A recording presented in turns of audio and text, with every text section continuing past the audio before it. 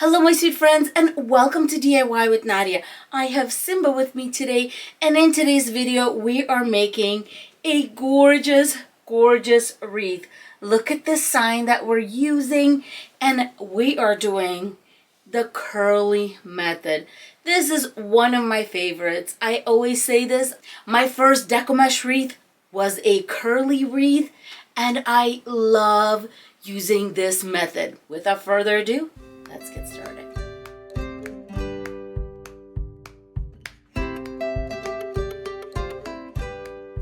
Let's go through the supplies we're going to need for our curly wreath, starting with 3 rolls of Deco Mesh that are all 10 inches in width and 10 yards in length.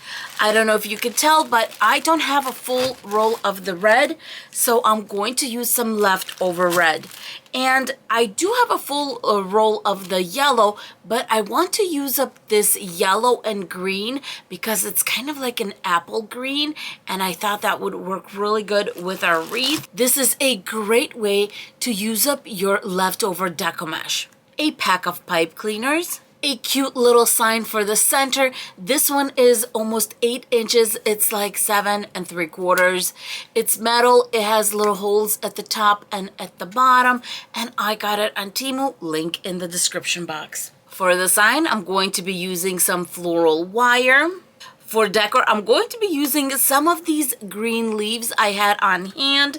I thought they would work really good as kind of the leaves from the apple tree. I wanted to show you a little secret. This is my greenery stash, and I have greenery here with different shades and sizes and styles, and this is great when you just use the top of the flower and not the actual stem. They don't take up much room, and it's great to use for projects like this. For a wreath base, I'm going to be using a metal 14-inch wreath ring. To cover the back, I am going to be using a placemat.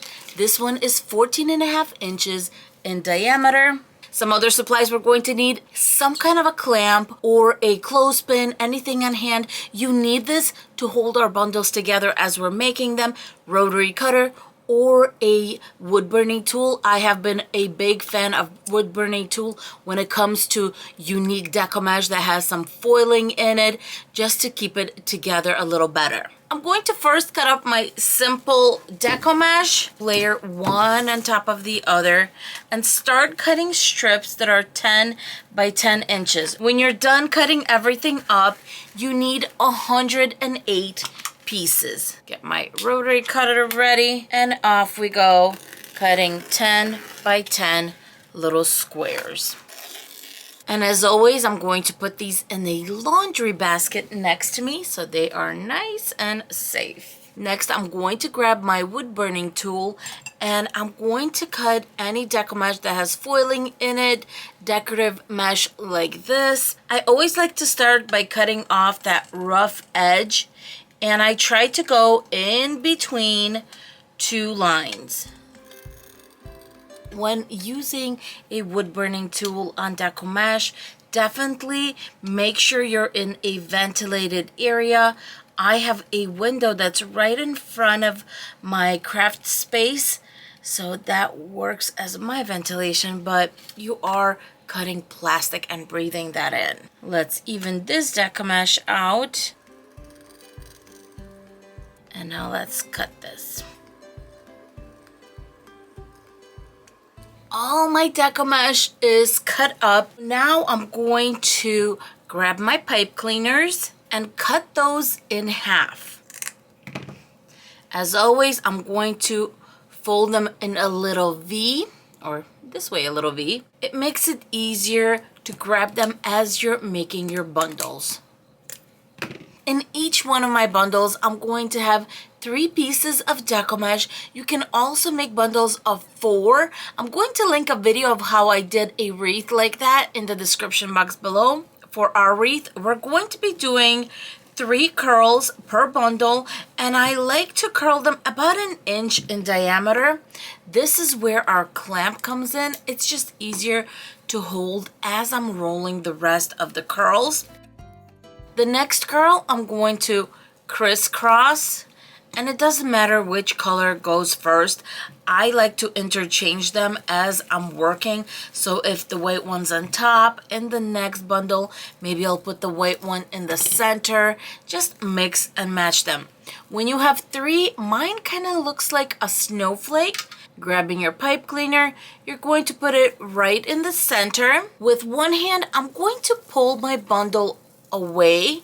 That way I can have a nice tight little connection here. Give it a few twists and you have your first curl bundle. Now sit back, relax, and start making the rest of your bundles. Super easy, super fun, and we're going to need a total of 36 bundles for this wreath. Our ribbon bundles are all done. Now let's chat about our wreath base. Our wreath base consists of 6 sections. In each section, we're going to have 6 bundles. If you're using an 8-inch form, for example, you're going to have 3 sections, but you are still going to use 6 per section. Or if you're using an 18-inch wreath form, you're going to have 2 more sections. That means you're going to need 12 more bundles. For this wreath, we're going to need 36 bundles, 6 bundles per section times 6 sections. That's going to give us 36. To attach my bundles, I like to put my wreath base upside down so it looks kind of like a plate, as I always say, and work from the back. It's just easier that way. I'm going to attach my bundles to row 2 and 3, the 2 center rows. So if you're using a wreath base with only 3 rows, just attach it to the first one, or if you feel like it needs a little bit more stability, maybe attach it to the first and the second one, but just have it more in the center if you can do that. Now this little tip is going to hide right behind our little connection there, and that is it. If one of your Deco Mesh pieces stands out a little bit more, like this one, and I only have 8 pieces, I know I'm going to have to spread it out evenly throughout the wreath, so if it peeks out here and there, it looks even. I'm going to flip my wreath base upside down and continue attaching the rest of the bundles for this section. My first section is done, and as you can see, I have 6 bundles here, and look how full this wreath is already. This is going to be so pretty. I'm halfway done, and I'm telling you, it was no more than 10 minutes to attach those, super quick. And look at this, I'm loving the pop of green here and there throughout this wreath. I'm going to go ahead and finish attaching the rest of the bundles. The wreath is all done. Look how absolutely fluffy and beautiful it came out. Simba even came to check it out. Here is the back so far. Now we're going to attach the sign, grabbing my white floral wire. I'm going to get strips that are about 14 inches in length just because of the curls. I have a feeling I might need a little bit more of the floral wire. Now I'm just putting my floral wire through our sign and attaching in the back. With my floral wire on, I'm going to take some of the curls and put them down so that my sign has a little bit of a cushion to sit on. Let's flip. A quick check to make sure the sign is where I want it to be, and I think that looks quite nice, that it's not sticking out too far and it's not sunk in too far either. I wanted to show you a side view of how much I actually put the sign towards the inside, and it's not that much. I would say about 2 inches, 3 at the most. Now let's flip and permanently attach the sign. I think Simba is really loving the wreath because he is purring over here. Once the sign is attached, make sure you know where the top of the sign is so you can add a hanging loop. I'm going to grab a jute cord and I'm going to go on row 3 of the wreath, make a few knots.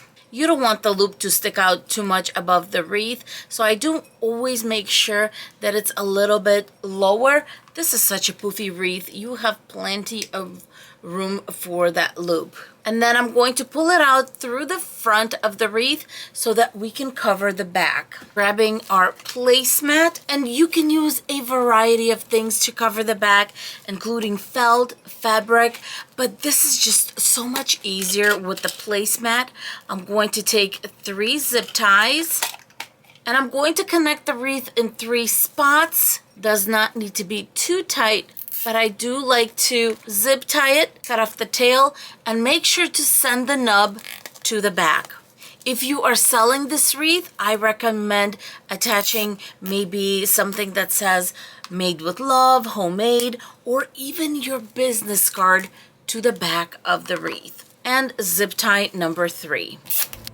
At this time, you can be all done with the wreath, or you can add a little something here and there.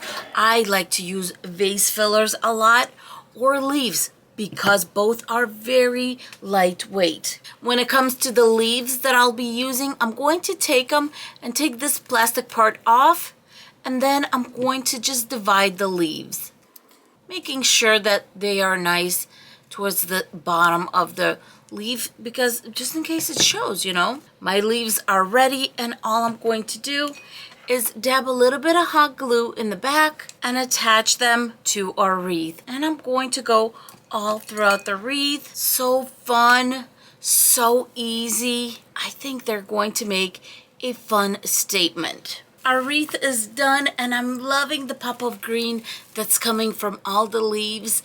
It works so well with our sign.